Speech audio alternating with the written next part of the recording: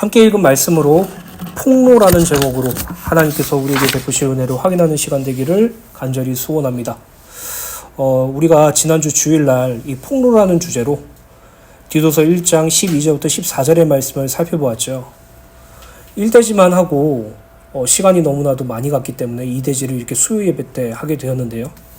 사실 이 말씀은 2대지가 너무나도 중요한 부분이기 때문에 제가 개인적으로 여러분들에게 이 말씀을 꼭 찾아보시고 들어보시라고 권면하려고 했는데 이렇게 함께 예배드리게 되어서 이렇게 주일 예배를 마무리 지을 수 있게 되어서 하나님께 너무나도 감사드립니다.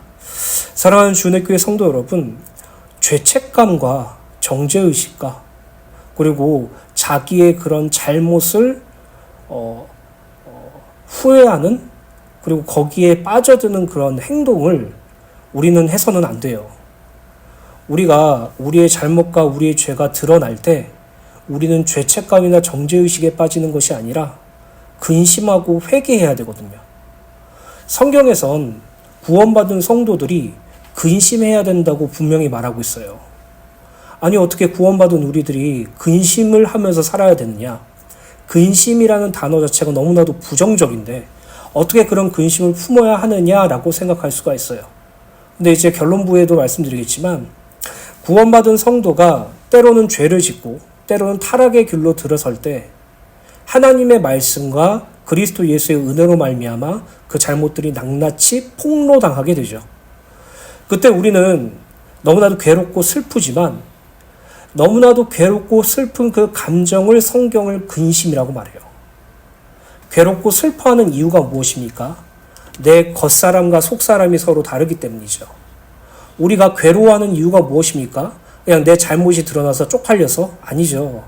나는 정말 하나님을 위하여 살길 원하는데 왜 나는 나 자신을 위해서 살아가는 것을 더욱더 좋아할까라는 한탄과 거기에 대한 괴로움을 성경은 근심이라고 해요. 그리고 그 근심은 회개로 연결된다고 성경은 말하고 있죠. 사랑하는 주내교회 성도 여러분, 우리가 1대지를 살펴보았어도 알 수 있듯이 성도도 죄를 범할 수 있어요. 성도도 죄책감에 빠질 수 있고 성도도 타락하고 있으며 성도도 자기 합리할 수 있어요. 예전에 제가 가끔 드리는 영화 한 편 있다고 그랬잖아요. 그 전도연주연의 미량이라고. 자기 자식을 죽인 살인범한테 찾아갔는데 그 사람이 자기한테 용서를 구하면 모든 것이 끝날 것 같은데 감옥에 있던 그 살인자가 뭐라고 말했습니까? 나는 예수 믿고 죄 사함 받았다고. 난 더 이상 죄 없다고 이렇게 말한다고 그러죠. 사실 제가 그 영화를 제대로 보지 못했지만 거기 있는 그 구절들을 보고 제가 충격을 받았어요. 어떻게 하나님의 구원을 이런 식으로 이용할 수 있지? 어떻게 죄 사함을 이러한 것으로 육체의 기로 삼을 수 있지라는 것에 대한 충격 먹었어요. 만약 여러분들이 법적인 문제에서 죄를 범하게 된다면 합당하게 그 값을 치르셔야 돼요. 우리가 구원받은 성도가 예수 그리스도의 십자가 보혈로 하나님과 떠난 죄, 하나님과 단절된 죄가 분명히 사하여진 건 맞지만 이 땅에 살아가면서 내가 법적인 문제나 윤리 도덕적인 잘못과 죄를 범하게 된다면 거기에 대한 대가를 하나님의 구원을 가지고 이용하면 안 되죠. 마땅히 자기가 드러내고 마땅히 자기가 책임져야 될 부분이죠. 오늘 저와 여러분들이 정죄의식이나 자기 합리화에 빠지는 것이 아니라 자기 죄를 철저하게 깨닫고 근심하며 회개하는 은혜가 있게 되시기를 간절히 소원합니다. 그럼 두 번째로 책망입니다. 디도서 1장 13절 말씀 읽어드리도록 하겠습니다. 이 증언이 참되도다. 그러므로 내가 그들을 엄히 꾸짖으라. 이는 그들로 하여금 믿음을 온전케 하고. 13절의 바울은 그레데 사람들이 항상 거짓말쟁이이며 악한 짐승이며 배만 위하는 게으름뱅이라는 말이 틀림없이 맞다고 밝히면서 그들이 그리스도를 믿어 구원받았음에도 불구하고 온갖 악덕과 타락에 젖어 있는 그레데 사람들과 거기에 영향을 받고 있는 그레데 성도들을 향하여 엄히 꾸짖으라고 명령하고 있어요. 즉 바울이 누구를 타켓으로 말하고 있습니까? 그레데 섬에 구원받은 성도들을 향해서 말하고 있어요. 그리스도의 십자가 보혈로 구원받았음에도 불구하고 거짓말을 하고 악한 짐승처럼 살고 배를 위하는 게으름뱅이처럼 사는 그들을 향해서 꾸짖으라라고 말하고 있죠. 여기서 꾸짖다라는 부분을 원어로 보면 죄를 깨닫게 하다, 노출시키다, 빛으로 가지고 오다라는 의미를 지녀요. 즉 어미꾸지를 하는 것은 단순하게 그들을 무섭게 혼내라는 개념이 아니라 그들의 타락상과 범죄를 낱낱이 폭로할 것을 명령하고 있는 것이에요. 무엇으로 폭로해야 되죠? 하나님의 말씀으로 폭로해야 됨을 밝히고 있죠. 오늘날 교회에 이 책망이라는 단어가 없어졌어요. 목회자가 성도를 책망하지 못해요. 성도가 옆에 있는 성도들을 향해서 책망하지 못해요. 왜 그런 줄 아십니까? 책망하면 그것을 하나님의 말씀으로 받아들이지 않고 상처로 받아들여서 분쟁이 일어나고 갈등이 일어나고 교회가 와해되기 때문이에요. 그래서 목사들은 성도들을 책망하지 못해요. 성도들은 자기의 잘못이 있음에도 불구하고 자기 합리화에 빠지죠. 왜 이러한 의식과 왜 이러한 문화가 생겼을까요? 두 가지 문제예요. 첫 번째로 한국 교회의 목회자들이 과거에는 자신의 사적인 감정으로 성도를 책망했기 때문이에요. 하나님의 기준이 아니라 자기 기준으로 성도를 책망했기 때문이에요. 자기가 볼 때 마음에 안 들어. 목회자가 자기가 생각했을 때 정말 저거 아니야. 내 기준과 내가 살아온 습관에 형성된 그 삶 속에서 볼 때 저게 정말 아니야. 그때 하나님의 말씀이라고 하면서 목사라고 하면서 성도를 책망하죠. 근데요, 바로 알아요. 여러분들 바로 알지 않습니까? 그 사람이 정말로 하나님의 말씀으로 자기 자신을 안타까워하면서 책망하는지 아니면 단순히 내가 마음에 들지 않아서 나의 행동이 싫어서 책망하는지 바로 알 수 있죠.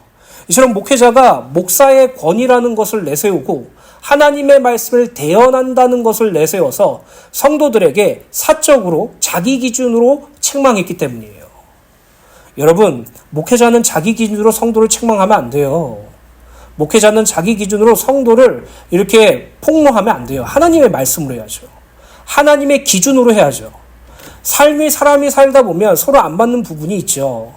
그 안 맞는 부분을 서로 해소해 나갈 수 있는 게 인간관계라고 말씀드릴 수 있어요. 그러니까 교회적 관계는 그러한 인간관계가 아니에요. 교회에는 오직 그리스도만 주인이시고 그리스도만 기준 되시며 그리스도만 근본 되시기 때문에 목회자가 성도를 책망할 때 사적인 감정이나 어떤 자기 기준들의 책망이 아니라 오직 하나님의 말씀대로 해야 되죠. 그래서 목회자는 사실 성도를 책망할 일이 거의 없어요. 왜 책망할 일이 거의 없느냐 하면 교회에서 특히 성경에서 말하는 책망은요. 다른 복음으로 가는 자를 책망하라고 말했어요. 진리가 아닌 거짓을 따라가는 자들을 책망하라고 말했어요. 단순히 그들의 나쁜 짓과 그들의 죄를 가지고 책망하라라고 성경에서 말한 것이 아니라 그렇게 조장하고 있는 너 안에 있는 비진리와 거짓과 이단 사상과 다른 복음을 책망하라는 것이죠. 그래서 만약에 우리 교회에 어떠한 성도가 왔는데 그 성도가 어떻게 예수님을 믿고 구원받을 수 있느냐? 행위가 있어야 된다. 너희들이 헌금한 만큼 너희들의 구원이 견고해지고 너희들이 열심히 신앙생활한 만큼 하나님이 기뻐하셔서 너희들을 높이 들어 쓰신다라고 여러분들에게 말한다면 그런 사람들을 책망해야 되겠죠. 어떻게 구원받았는데 왜 계속 율법과 말씀에 사로잡혀 있느냐? 술 먹어도 된다. 담배 펴도 된다. 원나잇 해도 된다. 성적으로 타락해도 괜찮다. 뭐 나쁜 짓 해도 된다. 우리가 구원받은데 왜 그런 걸 신경 쓰냐? 전도 안 해도 된다. 하나님이 하시니까. 성교 안 해도 된다. 하나님이 하시니까. 하나님의 절대주권 속에 있는데 우린 뭐하러 그렇게 하냐? 일도 하지 말고 뭐 우리가 공부도 하지 말고 그냥 교회에서 예배나 드리고 옆에 잘 사는 성도 옆에서 그냥 빨대나 꽂고 맛있는 거나 얻어먹고 그렇게 살면서 죄도 짓고 나쁜 짓도 해도 되지. 어차피 이 세상 거 다 악한 거라니까 이렇게 말하면 책망해야 되겠죠. 그리스도 예수의 복음과 관계없는 사상으로 그것을 진리인 양 포장하는 자들을 목회자들은 반드시 책망해야 되고 여러분들도 책망하셔야 돼요. 두 번째로 교회 안에 책망이 없어진 이유가 무엇인지 아십니까? 성도가 교회관이 없어졌어요. 예전에 코로나 사태 이전에도 사실 많이 흔들렸었거든요. 근데 코로나 사태를 지나서 함께 모여서 예배 드릴 수 있는 그게 단절되고 각각 집에서 예배를 드린 이후서부터는 교회관이 어느 순간에나 없어졌어요. 그냥 유튜브로 말씀 찾아보고 이 목사님 말씀 마음에 드네. 저 말씀 듣다가 그 교회 가고 저 목사님 말씀 마음에 드네. 저렇게 들어가고 저는요 개인적으로 말씀드릴게요. 전 그런 성도 별로 안 좋아해요. 막 유튜브로 이 목사님 말씀 듣고 저 목사님 말씀 듣고 이 목사님 말씀에 은혜 받고 저 목사님 말씀은 아닌 것 같고 그렇게 평가하는 성도들 상당히 안 좋아해요. 저는 그런 분들을 향해서 이렇게 말씀드리고 싶어요. 목사의 말씀으로 은혜 받으려고 하지 마시고 성경을 통해서 은혜 받으라고 말씀드리고 싶어요. 하나님의 은혜로 구원받은 성도는 예수 그리스도의 십자가 대속으로 인하여 완전한 죄사함을 받았죠. 그러나 이 세상에 육체의 옷을 입고 살아가는 동안에는 죄와 타락으로 끊임없이 유혹하는 사탄의 활동에 노출될 수밖에 없어요. 즉 육신은 연약하기 때문에 성도가 이 세상을 살아갈 때 하나님의 은혜가 아니고서는 하나님이 아닌 자기를 사랑하고 하나님의 기쁨보다 자기 기쁨을 원하며 세상을 쾌락을 추구하는 삶을 살아갈 수밖에 없는 것이에요. 여러분 간단히 한번 생각해 봅시다. 오늘 수요 예배 나올 때 고민하셨어요? 고민 안 하셨어요? 여러분들이 예배를 나올 때 여러분들이 일을 하고 여러 가지 개인적인 시간을 보내고 힘들고 지칠 때 오늘 교회 갈까 말까라고 고민한 적 있지 않으세요? 전 있는데, 전 목사도 있어요. 오늘 교회 가기 싫다, 오늘 예배 드리기 싫다라는 마음이 저도 가끔 들어와요. 너무나도 부끄럽게. 설교 준비 다 해놨음에도 불구하고 그런 적이 몇 번 있었어요. 그러한 마음을 품는 것 자체가 사실 하나님을 위하여 사는 것보다 자기를 위하여 살기 원하는 욕구고요. 자기의 기쁨을 추구하는 욕구가 있기 때문에 가능한 것이에요. 어떻게 하나님의 은혜로 구원받은 성도가 예배에 참석하는 것을 100% 기쁨과 순종으로 하지 못할까요? 이상하잖아요. 우린 분명히 구원받았죠. 우린 하나님의 자녀예요. 우린 그리스도인의 제자예요. 근데 예배 드리는 것조차도 사실 갈등하잖아요. 주님의 일을 하는 것조차도 갈등하잖아요. 하나님 앞에 내 시간과 경제를 드리는 것도 사실 아깝고 힘들고 고민해 보잖아요. 그러므로 성도는 타락과 죄를 범하는 경우가 생길 때마다 자기의 타락과 죄를 숨기는 것도 아니고 그것을 자기 합리화하는 것이 아니라 자기의 타락과 죄를 하나님의 말씀으로 폭로시켜야 돼요. 디모데후서 3장 16절을 보면 모든 성경은 하나님의 감동으로 된 것으로 교훈과 책망과 바르게 함과 의로 교육하기에 유익하니라고 기록됐어요. 즉 하나님의 말씀, 성경을 통하여 자기 자신의 타락과 죄를 폭로시켜야 하죠. 물론 성도가 자기의 타락과 죄가 폭로될 때는 큰 고통이 따라요. 너무나도 수치스럽고 괴로울 것이죠. 그러나 하나님의 말씀으로 타락과 죄가 폭로될 때, 그 타락과 죄가 드러날 때 의로움으로 바뀌게 되고 은혜가 넘쳐나게 돼요. 그 이유는 타락과 죄의 폭로가 회개로 연결되기 때문이에요. 제가 이번 주에 있었던 얘기를 말씀드릴게요. 이번 주 화요일 날 제가 새벽에 나와서 기도를 했어요. 여러분들을 위해서 정말 많은 기도를 하고 있거든요. 물론 새벽 예배를 빠져도 여러분들을 위해서 기도하지만 새벽에 나와서 말씀 보고 기도하면서 다시 하나님께 기도드리고 예배드리는 것을 하려고 노력하기로 이렇게 마음을 먹고 하나님께 은혜를 구하고 그러고 왔어요. 화요일 날 갤갤대다가 수요일 날 완전히 뻗어버렸어요. 막 열도 나고 기침도 나고 두통도 너무 심하고 막 그러니까 일어나지 못하겠더라고. 수요일 날 새벽 예배를 못 갔어요. 수요일 날 아침 한 8시쯤 일어나가지고 두통은 계속 있지, 머리는 아프지, 그리고 계속 힘들지 이랬는데 그래도 내가 새벽 예배 나와야 되는데 기도해야 되는데 내가 왜 아플까? 하나님은 왜 하필 새벽 기도 나온 다음날 아프게 하셨을까라고 이런 생각이 들더라고요. 그러면서 제 안에 제 본심은 뭐였냐면은 기껏 다시 새벽 예배 시작하게 되는데 못 나오니까 성도도 눈치 보이는 거예요. 요한 성도님의 말이 귀에 들리더라고요. 장애 성도가 말하는데 새벽 예배는 언제 하시냐고 물어보더라고요. 이렇게 귓소리에 들려요. 그래서 속으로 막 기분이 안 좋아. 혹시라도 나왔으면 어떡하지? 내가 빠졌을 때 나오면 어떡하지? 이 생각이 들더라고요. 그러다가 시간이 조금 지나서 제가 제 안에 그냥 이런 생각이 들더라고요. 너는 새벽 기도를 성도 때문에 하냐? 너는 새벽 기도를 사람들 눈치 때문에 하냐? 저희 어머니 가끔 전화 와가지고 홍 목사 새벽 기도는 하니? 맨날 이렇게 말하거든요. 미치겠어 아주 그냥. 그냥 거짓말로 한다라고 말하고 싶을 정도로 좀 힘들어요. 너는 네 엄마 때문에 새벽 기도하냐? 너는 요한이나 창회나 미진이나 사랑이나 우리 지율이나 지혜 때문에 저희 새벽 기도하냐? 네가 은혜 받고 나와 대화 나누고 나와 소통하고 나를 비롯한 은혜를 누리기 위해서 새벽 기도 드려야 되는 거 아니냐라는 그 생각이 들어오기 시작되더라고요. 회개했죠. 그래서 아직도 육신적인 것과 사람들의 인정과 자기를 위한 삶을 살아가는 죄성이 남아있어서 하나님께 예배를 드리는 그것조차도 내 편의와 내 입맛대로 이용하려고 했던 것을 회개했어요. 이러한 개념으로 받아들이셔야 돼요, 여러분. 여러분, 행위적인 죄와 행위적인 타락이 사실 큰 문제가 아니에요. 내 안에 하나님을 사랑하고 있느냐, 세상을 사랑하고 있느냐, 이게 더욱더 중요해요. 내가 만약 하나님을 사랑하는 것보다 세상을 더 사랑한다면 하나님을 위하여 사는 것보다 나를 위하여 사는 것이 더 기쁘다면 사실 그게 정말로 심각한 범죄고 타락이거든요. 근데 우리는 눈에 보이는 거, 행위적인 거, 표출되는 것을 죄와 타락으로 정의하다 보니까 그런 것만 숨기고 안 하면 될 거라고 생각해요. 하나님께서 이스라엘 백성들을 싫어했던 이유, 하나님께서 이스라엘 백성들에 진노하셨던 이유는 그들이 마음에서 하나님을 돌이키고 우상 숭배했기 때문이에요. 우상 숭배가 원인이 아니라 이미 하나님께로 마음을 돌이킨 것이 원인이라는 것이죠. 즉 구원받은 성도가 자기를 위하여 살고 자기 기쁨을 위하여 자기 쾌락을 위하여 추구하는 삶을 살아갈수록 우리는 윤리도덕적인 범죄도 저지를 수 있게 되고 우리는 그 안에서 정죄의식이나 자기 합리에 빠질 수밖에 없다는 것이죠. 그러나 하나님께서는 우리를 그 자리에 내버려두지 않으시고 하나님의 말씀으로 우리의 죄와 타락을 드러나게 하세요.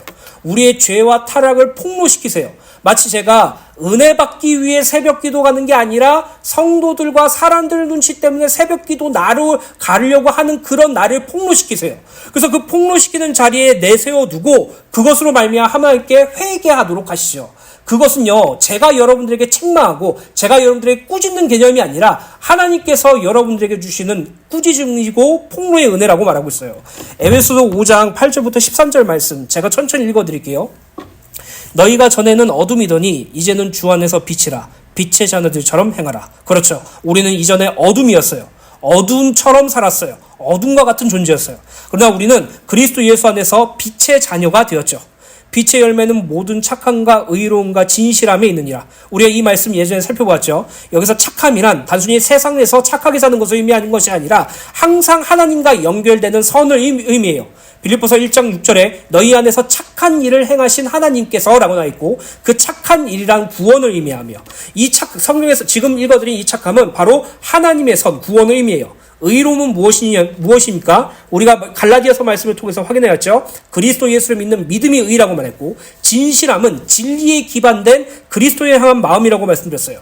그리고 10절에 주를 기쁘시게 할 것이 무엇인가 시험하여 보라. 여러분 이 말씀만큼은 여러분 마음에 반드시 새기세요. 삶을 살면서 주님이 기쁜 것이 무엇일지 날마다 시험해 보세요.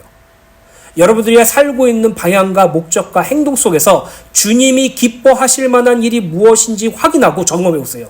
그리고 그것을 통해서 그것을 가지고 하나님께 은혜를 구하여 보세요. 11절에 너희는 열매 없는 어둠의 일을 참여하지 말고 도리어 책망하라. 그들이 은밀히 행하는 것들은 말하기도 부끄러운 것이라. 그러나 책망을 받는 모든 것은 빛으로 말미암아 드러나니 드러나는 것마다 빛이니라. 13절에 뭐라 기록됐습니까? 책망을 받는 모든 것은 빛으로 말미암아 드러나니 드러나는 것마다 빛이라 라고 말하죠. 이 말씀을 조금 더 쉽게 말씀드릴게요. 저는요 하나님을 위하여 살고 싶어요. 저는요 하나님의 기쁨되는 삶을 살고 싶어요. 진심으로 주님을 위하여 살고 주님을 위하여 죽고 싶은 그런 주님을 위한 삶을 살고 싶어요. 근데요 제가 세상을 살다 보니까 하나님을 위하여 사는 것보다 내 아내를 위하여 내 자녀들을 위해서 살 때가 더 많더라고요. 하나님의 기쁨을 위한 것보다 내 새끼들이 기뻐하는 것이 더 기쁠 때가 더 많더라고요. 하나님의 뜻과 하나님의 목적을 이루는 것보다 내가 하고 싶은 것, 내가 원하는 것이 우선시 될 때가 너무나도 많더라고요. 예전에는 이러한 부분들 때문에 너무나도 괴롭고 힘들었어요. 나는 도대체 왜 이럴까라는 문제로 생각했어요. 나는 왜 이렇게 사는 걸까? 나는 정말 구원받을 게 맞는 것일까? 라는 자책으로 다가왔어요. 근데 이것이 하나님의 은혜가 아니면 불가능한 인간의 존재라는 것을 성경을 통해서 확인했어요.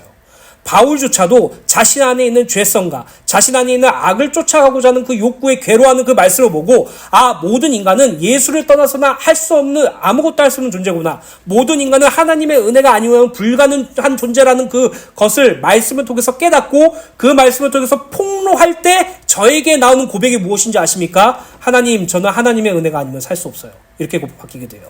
결국 13절에 말하는 것, 책망을 받는 모든 것은 빛으로 얼마 드러나는지 드러나는 것마다 빛이라라고 말씀하신 것은 여러분들 안에 가지고 있는 죄, 여러분들 안에 가지고 있는 타락, 여러분들이 가지고 있는 그런 모든 죄성을 하나님의 말씀으로 빛으로 비출 때 그것이 어둠에서 빛으로 바뀐다게 되는 것이에요.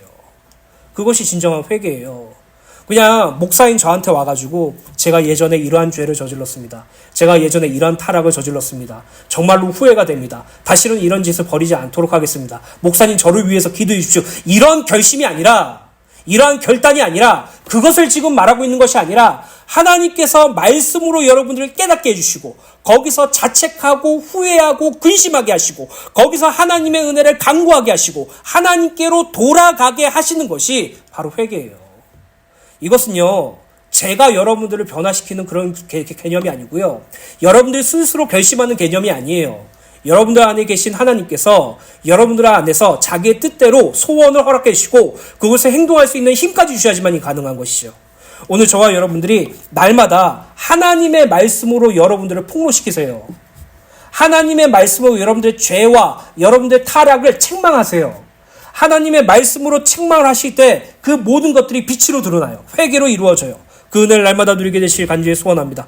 14절입니다. 유대인의 허탄한 이야기야 진리를 배반하는 사람들의 명령을 따르지 않게 하려 함이라. 13절 14절에 바울은 그레데 교회 성도들의 타락과 죄를 책망, 폭로할 것을 명령하며 그렇게 될 때 믿음으로 온전하게 되고 유대인의 허탄한 이야기야 진리를 배반하는 사람들의 명령을 따르지 않을 것이라고 밝히죠. 먼저 믿음으로 온전하게 하다 된다라는 것은 믿음 안에 거한다라는 의미로 믿음이 근거된 신앙 안에서 빗나가지 않도록 바르게 한다는 의미를 지녀요. 여기서 믿음이란 성삼위 하나님을 믿는 믿음과 예수 그리스도의 십자가 대속과 구원을 믿는 믿음을 의미하죠. 이 믿음은 성도가 스스로 생성하는 것이 아니라 히브리서 12장 2절에 믿음의 주요 또 온전하게 하시는 이인 예수를 바라보자라고 기록되어 있듯이 믿음의 근원 되시고 믿음의 완성자 되신 예수를 바라보는 것이 믿음으로 온전하게 되는 것이에요. 즉 성도가 하나님의 말씀으로 자기의 죄가 폭로당할 때 참된 회개를 하게 되고 그 회개 속에서 성삼위 하나님과 그리스도의 십자가의 구원을 믿는 믿음을 강구하게 되며 믿음으로 온전하게 세워짐을 밝히고 있는 것이에요. 유대인의 허탄한 이야기와 진리와 반대되는 꾸며낸 말을 의미하며 사람들이 만들어낸 말로서 귀로 듣기 좋은 말을 의미해요.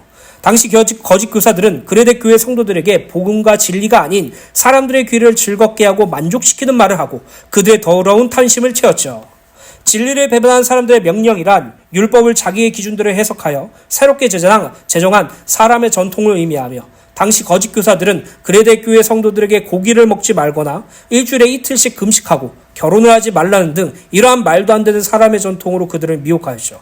즉 바울은 귀에 듣기 좋은 말과 진리를 거스르는 다른 복음에 빠진 성도들에게 진리와 복음을 따르고 거짓으로 온전하게 분별할 수 있도록 하나님의 말씀으로 그들의 죄를 폭로하여 회개시키도록 명령하는 것이에요.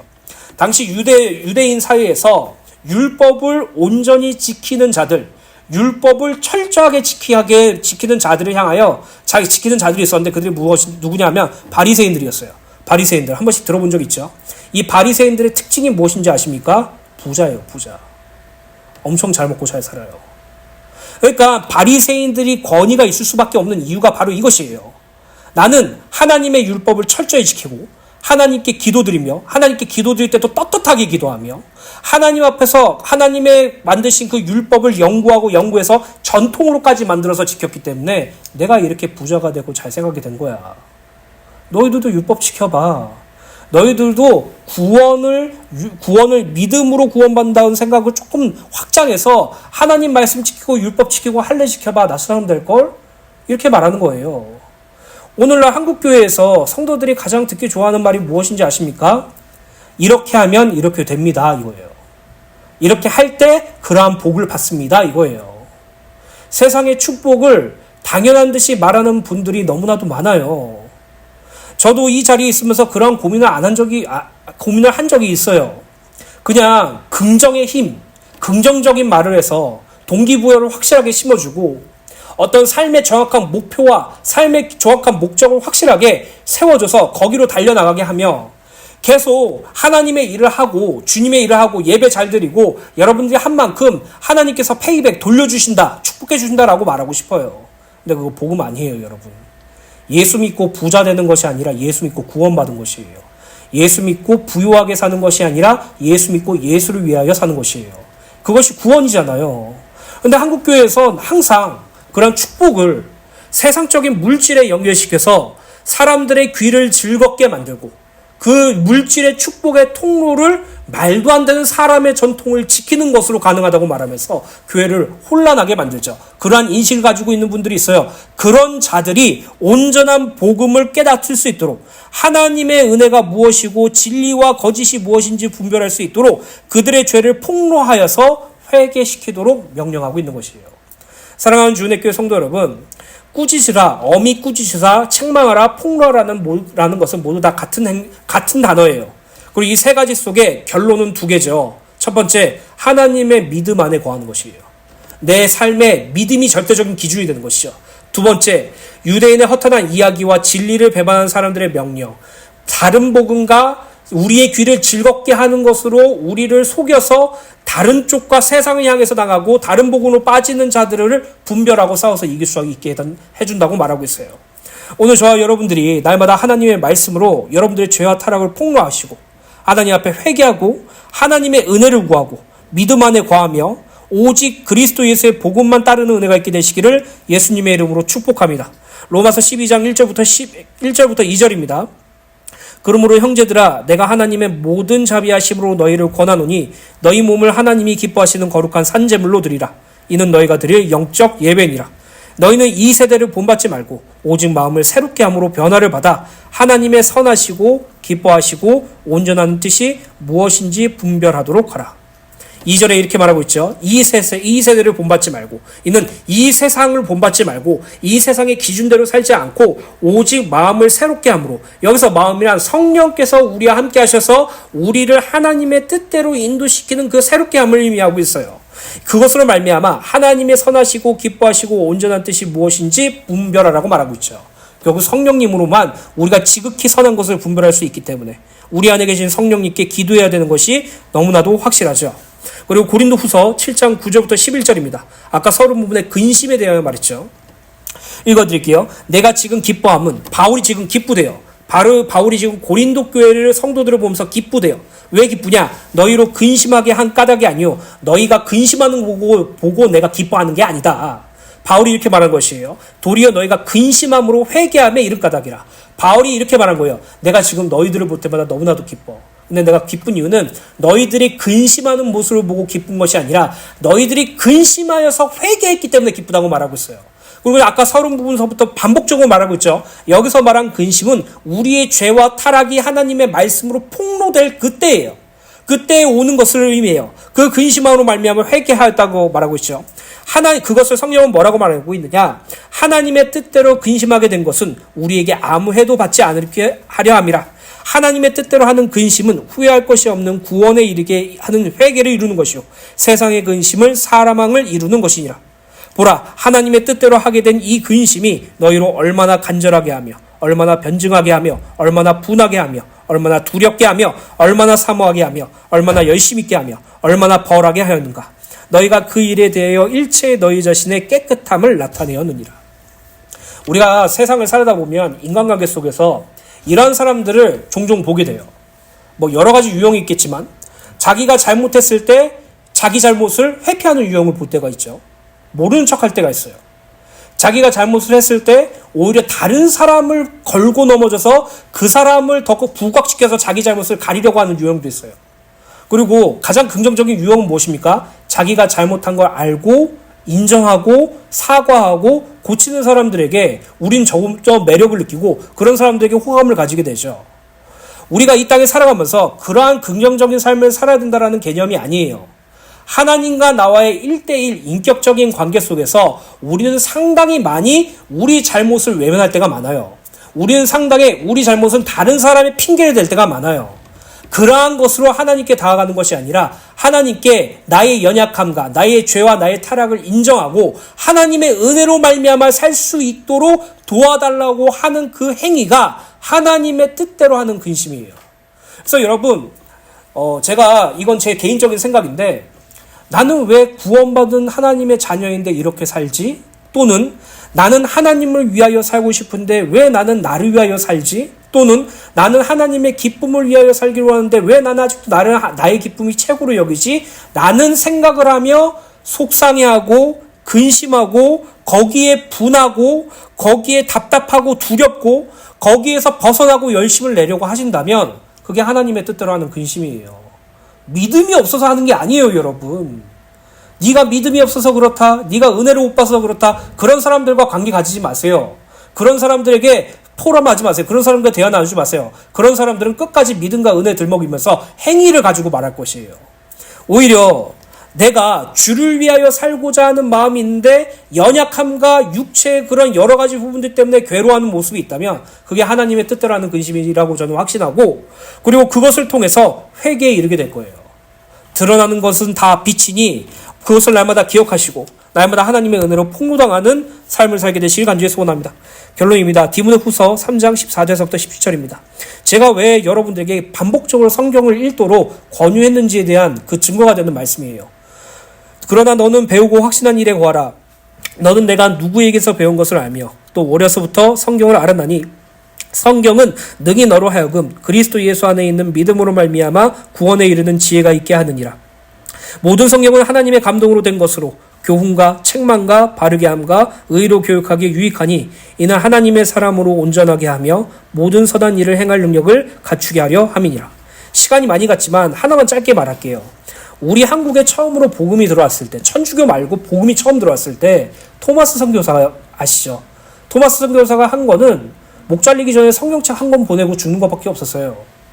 근데 그 성경책이 방 안에 벽지로 바뀌고 그것을 읽고 구원받은 사람들이 생기고 그것을 통해서 교회가 됐죠. 목사나 뛰어난 설교자가 사람을 변화시키는 것이 아니라 하나님의 말씀이 여러분들을 변화시키는 것이에요. 어떤 유능하고 기적과 신비를 이렇게 일으키는 그런 대단한 기적수를 가진 목회자나 부흥사가 아니라 하나님의 말씀인 성경으로 여러분들이 살 수 있어요. 그 말씀으로 구원을 확인하시고 책망과 바르게 함과 의로 교육하는 것에 하나님의 사람으로 온전하게 되고 선한 일을 행할 능력을 갖추게 되기를 소원합니다. 그리고 유다서 1장 17절부터 21절 현대인의 말씀, 말세를 살아가는 우리들에게 꼭 명심해야 될 말씀이죠. 읽어드리고 마치겠습니다. 사랑하는 여러분, 여러분은 우리 주 예수 그리스도의 사도들이 미리 한 말을 기억하십시오. 그들은 마지막 때에 경건치 않은 정욕을 따라 살며 여러분을 조롱하는 사람들이 있을 것이라고 말했습니다. 이들은 분열을 일삼는 육적인 사람들이며 성령은 없는 사람들입니다. 그러나 사랑하는 여러분, 여러분은 가장 거룩한 믿음 위에 자신을 세우며 성령으로 기도하십시오. 그리고 하나님의 사랑 안에서 자기를 지키며 영원한 생명에 이르도록 우리 주 예수 그리스도의 자비를 기다리십시오. 이 말씀을 날마다 묵상하시며 하나님 아버지와 그리스도 예수와 성령 하나님만 바라보고 의지하는 주은혜 교회 성도님들 되시기를 예수님의 이름으로 축원합니다.